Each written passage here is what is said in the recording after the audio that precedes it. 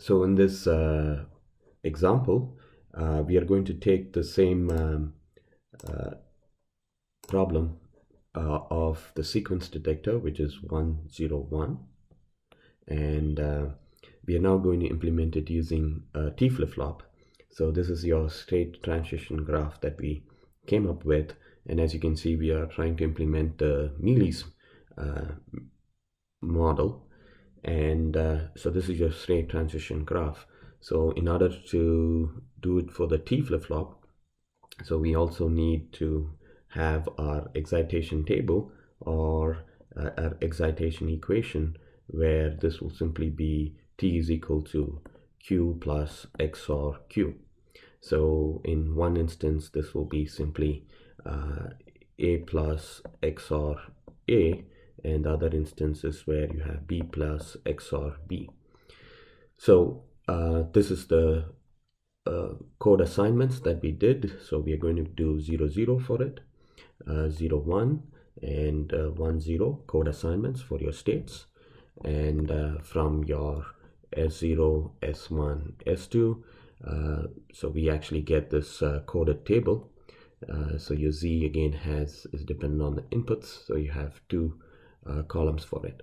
So now, since we're using the T flip-flop, our next state table will also we have to include our T inputs, T flip-flop inputs, T of A and T of B.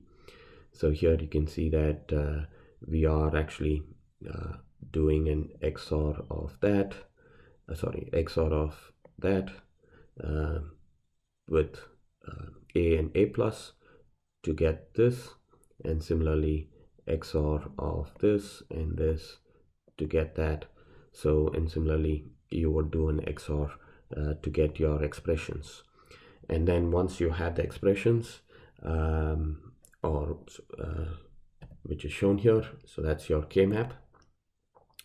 So once you have that, so you have your equations for TA, TB, and Z.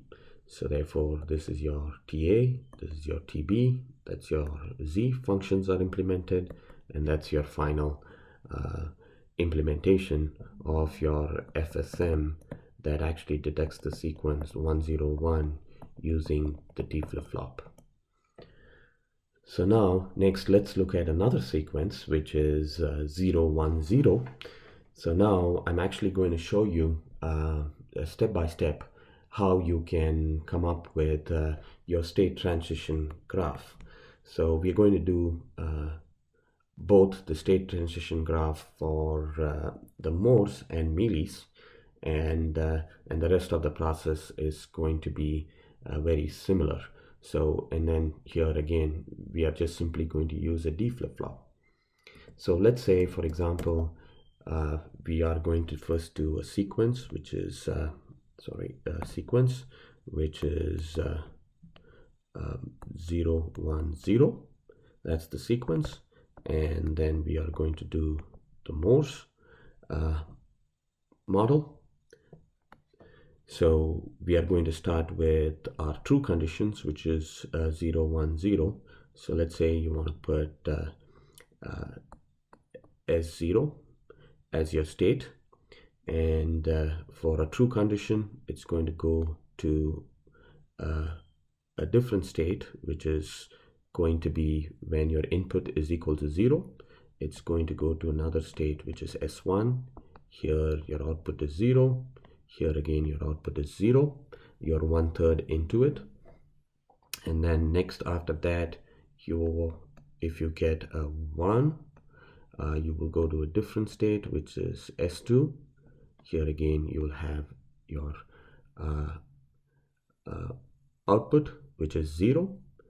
And now, if you get a 0, you can not go back to that, because what happens is, if I go back to that, then you complete the sequence and you should get an output which is equal to 1. So therefore this state, which you already fixed, has an output equal to 0.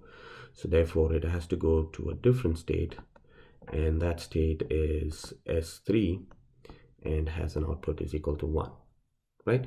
So this completes the sequence 0, 1, 0.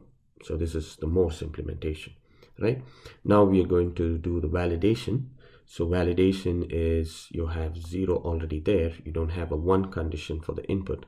So whenever you have 1, it's going to basically, it's going to actually have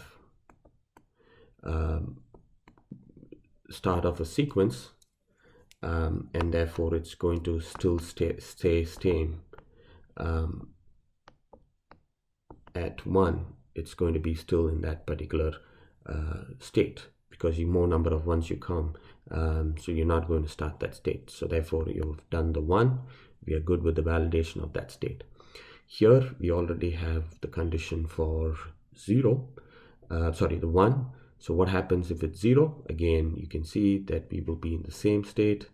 So the same state, and we will be stuck at that state with repetitive zeros. So that'll be still 1/3 of that state, and that would be the state transition for that state. So now we have covered both 1 and 0. Now coming to this, you have already a 1. Now if you get another 1, so you can see that the whole sequence gets broken, and you'll have to go back to this particular state, which is when you get a 1, you'll have to go back to that, because you get a 1 and a 1. So the whole sequence until you get a 0, you don't start the sequence. So that will be that condition that is going here. So now we have 0 and 1 for that particular state, and we are done. So for this, now let's see what happens. So we don't have any condition for 0 and 1. So what happens if you get a 0? If you get a 0, as you can see, you have already a 0, and you get more zeros, then it basically will mean that you could go to this state, and so then you will get 0, 1, 0, and then you get a true condition. So that would be for a 0. And if I get a 1, so you can see you have a 0, and if I get a 1, I can go to that state, and when I get a 0 again, it'll be true. So that's basically what covers the 0 and 1 for that state. So therefore, once this validation of this state is also done, that becomes your final Morse implementation. So it still requires 4 states, and so the number of codes that is required for that will be the number of codes or bits for the codes will be ceiling of log 2 to 4, which will be 2. So therefore now you can assign S0 is 0, 0, S1 is 0, 1, S2 is 1, 1, S3 is 1, 0. So then you can actually go about doing it. All right, so now let's see if I want to do let's say a Mealy's implementation of it. So in the Mealy's implementation, again, my sequence is going to be 0, 1, 0, and we're going to have Mealy's model. So we start with a state which is S0, and if I get repeated once, I don't start with any state, my output is going to be 0. And then if I go if I get 0, I still have a 0 as my output, but I will go to a state which is that, right? S1. So now I've actually validated for both my conditions. For S1, again, if I go if I get 1, which is my true condition, my output is 0. I go to a state which is S2. And if I get 0, so you can see I'm still 1/3 into that state, so I get 0/0. So that's the validation of that particular state. So now I am in S2, I get 0, 1. So if I get, for example, another 0, so you can see that I can go up here to this state, again, and then if I get a 1, then that would be an output which is 1. So therefore I cannot go back to that state. I have to go to a different state, which is S3, and if I get a 0, then I should have output is equal to 1, because that I have 0 1 0 or multiple zeros 1 0. I will get an output which is equal to 1. Now what happens if I get repeated ones after this?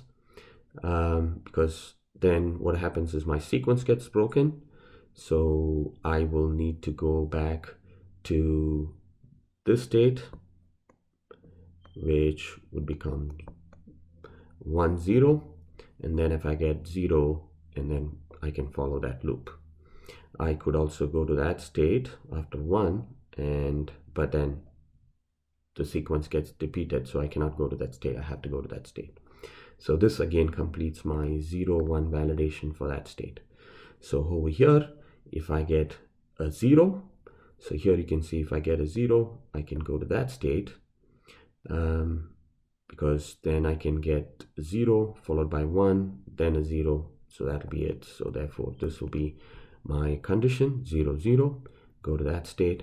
If I get a 1 after this, so what happens is I already have a 0, and if I get a 1, I can get 1 and then a 0, so this one will be this state, 1 0. I go back to that state.